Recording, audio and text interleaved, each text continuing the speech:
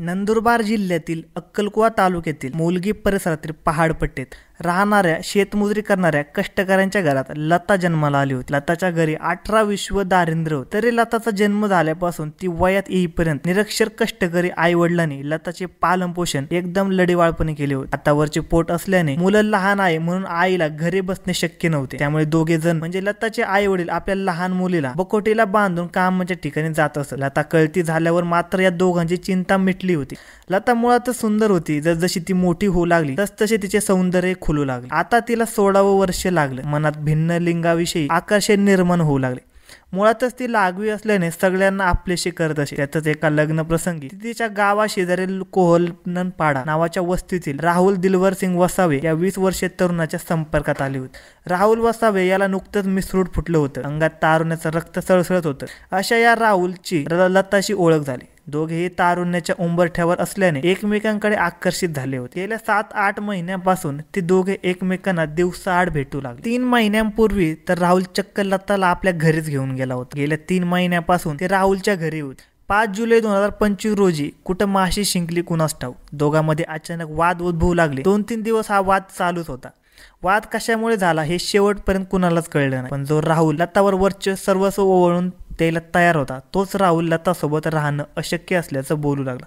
लता आणि राहुल यांच्यामध्ये अनाहूत कारणामुळे निर्माण झालेल्या वादाने खूपच आगळे वेगळे रूप धारण केलं होतं। परिणामात बुधवार दिनांक 9 जुलै 2025 रोजी राहुल लताला घेऊन दमनचा पांगरपाडा येथील लताच्या घरी आला आणि लताला तिच्या घरी सोडून आपल्या गावी कोहलनपाडा येथे निघून गेला। राहुलने लताला तिच्या घरी सोडलं असलं तरी तो अस्वस्थ होता। त्याला नीट झोपही लागत नव्हती। त्याची ही अस्वस्थता पाहून त्याचे नातेवाईकही धास्तावले होते। त्याला लताशी संबंध ठेवायचे नव्हते म्हणून तो लताला सोडून आला होता। पण त्याची अस्वस्थता मात्र वाढली होती। इकडे लता मात्र राहुल याला सोडायला तयार नव्हती। राहायचं तर राहुल सोबतच असा तिचा निर्धार होता।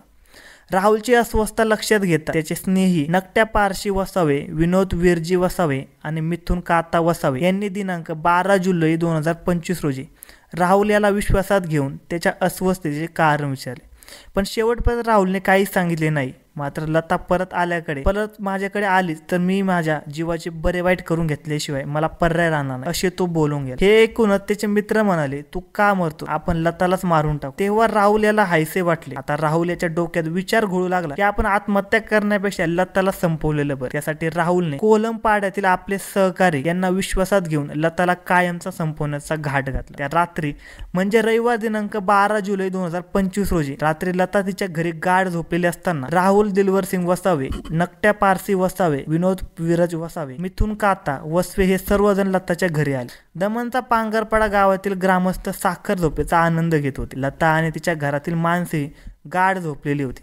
सर्वत्र शांतता होती। याच शांततेचा फायदा घेत राहुल वसावे म्हणजे लताचा प्रियकर आणि त्याचे साथीदार हे तिघे चोर पावलांनी लताच्या घरात घुसले। लता आपल्या अंतरुणावर गाढ झोपलेली असताना राहुल वसावेच्या तिघा साथीदारांनी लताचे हातपाय दाबून धरले। लताच्या प्रियकराने चपळतेने लताचे नाक दाबत तिच्या हातातील असलेल्या बाटलीतील विष लताच्या तोंडात ओतले।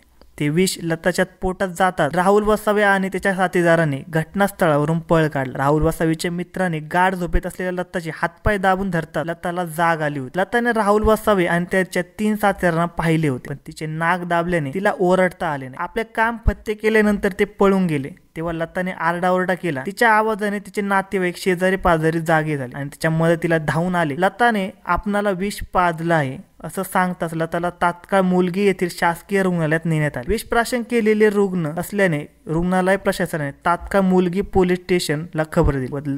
लतावर तात्काळ औषधोपचार सुरू केले। दरम्यान मुलगी पोलीस स्टेशनचे सहाय्यक पोलीस निरीक्षक हे आपल्या सहकार्यासमवेत मुलगी शासकीय रुग्णालयात दाखल झाले। लताची गंभीर परिस्थिती लक्षात सहाय्यक पोलीस निरीक्षक कायद्याच्या चौकटीत लताचा जबाब लिहून घेतला। माझा प्रियकर राहुल वसावे आणि त्याचे सहकारी यांनी मिळून मला जबरदस्तीने विष पाजले असा जबाब तिने मृत्यूपूर्वी मुलगी पोलिसांना दिला होता।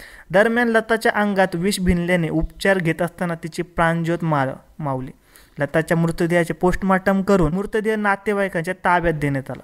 अतिशय शोकाकुल वातावरणात पोलीस बंदोबस्तात कोलमपाडा येथे लताच्या मृतदेहावर अंत्यसंस्कार करण्यात आले. दरम्यान हे प्रकरण शब्दबद्ध होईपर्यंत या गुन्ह्यातील आरोपी गजाआड झाले नव्हते. त्यामुळे राहुल वसावे यांनी लताला विष पाजून तिचा निर्गुण खून का केला हे अद्याप कळू शकले नव्हते.